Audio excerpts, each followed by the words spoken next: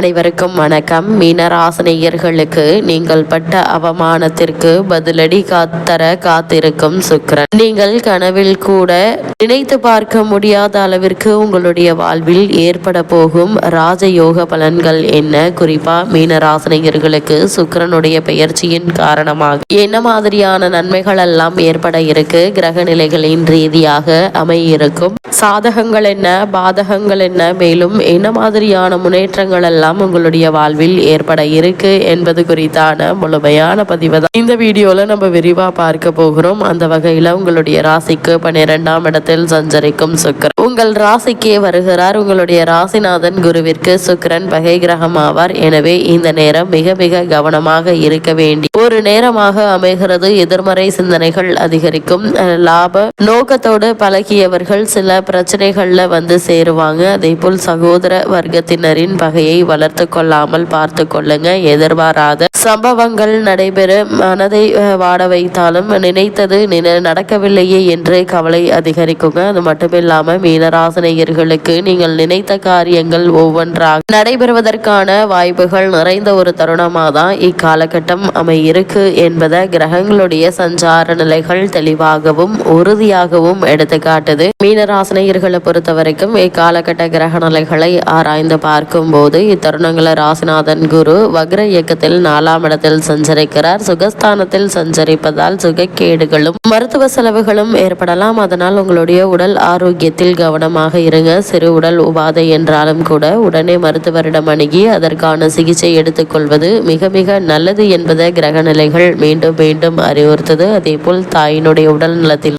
கவனத்தோடு இருங்க. ஜென்ம சனியினுடைய ஆதிக்கம் நடைபெறுவதால் இக்காலகட்டத்தில் மிக கவனத்தோடு செயல்பட வேண்டுங்க. உறவினர் பகை உருவாகலாம். பிறருக்கு நன்மை செய்வதாலும் தீமையாக தெரியும் நேரம் என்பதால் அதிக கவனம் அவசியங்க. அனைத்திலும் தாமதங்களும் தடங்களும் வந்து கொண்டே இருக்கும். சனி குரு ஆகிய 2 கிரகங்களுக்குரிய சிறப்பு வழிபாடுகளை மேற்கொண்டால் உங்களுடைய எண்ணங்கள் அனைத்தும் ஒவ்வொன்றாக ஈடேறுவதற்கான வாய்ப்புகள் இருக்கு. குறிப்பா மீன ராசினியர்களுக்கு உங்களுடைய ராசிக்கு 11ஆம் இடத்தில் சஞ்சரித்து வரும் செவ்வாய் விரயஸ்தானத்திற்கு செல்கிறாருங்க. உங்களுடைய ராசிக்கு 2, 9 ஆகிய இடங்களுக்கு அதிபதியானவர் செவ்வாய். தனாதிபதியான செவ்வாய் விரயஸ்தானத்திற்கு வரும்போது விரயங்கள் அதிகரிக்கதாக செய்யும். எனவே சுபவிரயமாக அதை மாற்றிக்கொள்வது நல்லது. பிள்ளைகளின் கல்யாண கனவுகளை நிறைவேற்றலாம். வீடு கட்டுவது அல்லது வாங்குவது பற்றி முயற்சியில் ஆர்வம் காட்டலாங்க. முன்னோர் கட்டி வைத்த சிதிலமடைந்த கோவில்களை பராமரிக்குங்க.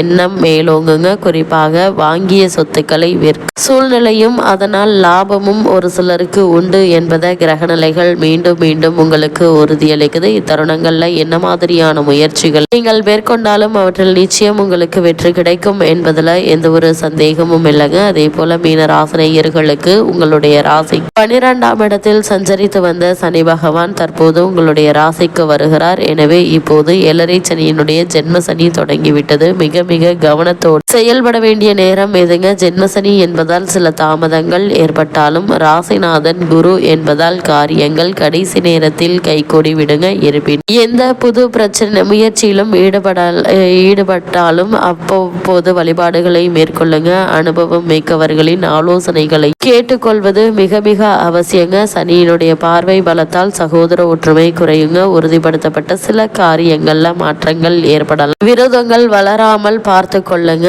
சனியினுடைய பார்வை சப்தமஸ்தானத்தில் பதிவதால் இல்லத்தில் சுப நிகழ்ச்சிகள் நடைபெறுவதற்கான வாய்ப்புகள் இருக்கு. இருந்தாலும் எந்த ஒரு காரியத்தையும் ஒரு முறைக்கு இருமுறை செய்யும் சூழல் உருவாகும். சிந்தித்து செயல்பட்டால் சிறப்புகள் வந்து சேருங்க. சனி பகவான் வழிபாடும் விரதத்தையும் நன்மைகளையும் வழங்கும் என்பதுல எந்த ஒரு சந்தேகமும் இல்லைங்க. பொது வாழ்வில் உள்ளவர்களுக்கு எதிர்பார்த்த மாற்றம் வந்து சேர இருக்கு. வியாபாரம் மற்றும் தொழில் செய்பவர்களுக்கு உழைப்புக்கேற்ற பலன் நிச்சயம் உண்டுங்க. உத்தியோகத்தில் உள்ளவர்களுக்கு திறமைக்குரிய அங்கீகாரம் கிடைக்காது. கலைஞர்களுக்கு நட்பால் நன்மை உண்டு. மாணவ மாணவிகளுக்கு மறதி அதிகரிக்குங்க. அதே போல் கவனமாக இருங்க. பெண்களுக்கு அத்தியாவசிய பொருட்களை வாங்கும் யோகம் உண்டு. வரவும் செலவும் சமமாக தருணமாகவும் இருக்குங்க. இருந்தாலும் கூட எதிர்காலத்திற்கென்று சேமித்து வைப்பதற்கான முயற்சிகளை கூடுமான வரைக்கும் மேற்கொள்வது மிக மிக நல்லது என்பதை கிரகநிலை மீண்டும் மீண்டும் அறிவுறுத்தது. உங்களுடைய ராசியில் மிக முக்கிய கிரகமான சூரியன், புதன், சுக்கிரன், செவ்வாய், சனி, ராகு ஆகிய 6 கிரகங்கள் அனைத்தும் ஒன்றாக இணையும் போது விரயஸ்தான் மிகுந்த வலிமை அடைகிறது. எனவே பலவீனங்களில் பல வழிகளிலையும் விரயங்கள் ஏற்பட்டு மன வருத்தத்தை உருவாக்கும். பாடுபட்டதற்கு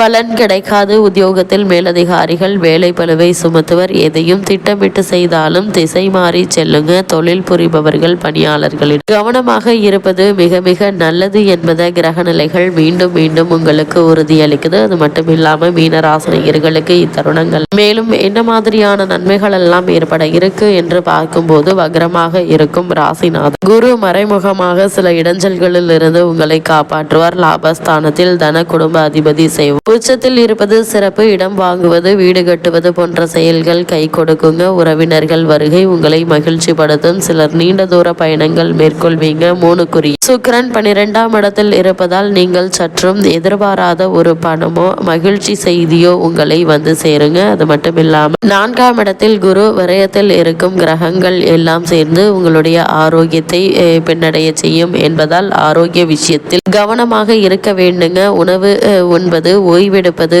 ஆகியவற்றில் போன்ற விஷயங்கள்ல அதிக கவனம் செலுத்த வேண்டும். சற்று அஜாக்கிரதையாக இருந்தால் ஆரோக்கியம் கீழே தள்ளுங்க. கணவன், மனைவி, உற்றார் உறவினர் யாருடைய கருத்து வேற்றுமையும் வேண்டாம். பொறுமையாக நிதானமாக ஒருவருக்கொருவர் விட்டு கொடுத்து அனுசரித்து நடந்து கொள்வது மிக மிக நல்லது என்பதை கிரக நிலைகள் மீண்டும் மீண்டும் அறிவுறுத்துதுங்க. இத்தருணங்களை பொறுத்த வரைக்கும் விரயஸ்தானத்தில்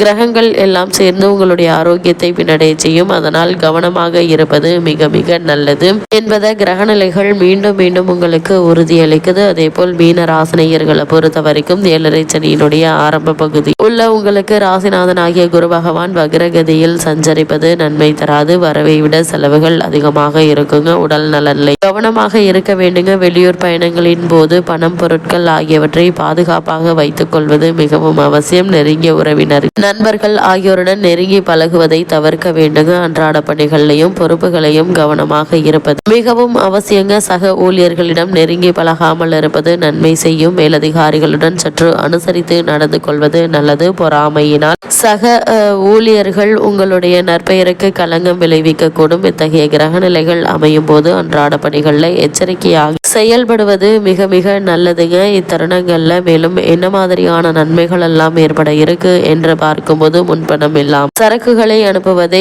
தொழில் மற்றும் வியாபாரம் செய்யக்கூடியவர்கள் தவிர்த்துக்கோங்க. அதே போல் சந்தை நிலவரம் அடிக்கடி மாறிக்கொண்டே இருக்கக்கூடும் என்பதை கிரக நிலை எச்சரிக்கை செய்கிறது. அதனால் முன்கூட்டியே விலையை நிர்ணயிப்பது கூடாதுங்க. நிதி நிறுவனங்களுடைய ஆதரவு குறைய கொடுங்க. பண விஷயத்தில் கண்டிப்பாக இருப்பது மிக மிக அவசியம். இத்தருணங்களை நிச்சயமாக நமக்கு கிடைக்கும் என்று எண்ணி எதிர்பார்த்திருந்த வாய்ப்புகள் கடைசி நேரத்தில் கை நழுவி போகும். கைப்பணமும் வீண் செலவுகள் குறைந்து விடுங்க. அதனால் பண விஷயத்தில் அதிக கவனம் தேவை. மீன ராசினியர்களுக்கு இத்தருணங்கள்ல கிரகநிலைகளின் ரீதியாக கூறப்படும் பரிகாரம் என்ன என்று பார்க்கும்போது, வீட்டிற்கு அருகாமையில் உள்ள திருக்கோவிலுக்கு சென்று நெய் தீபம் ஏற்றி வைத்து வழிபடுங்க. எண்ணற்ற நன்மைகள் உங்களுடைய வாழ்வில் நிச்சயம் ஏற்படும்.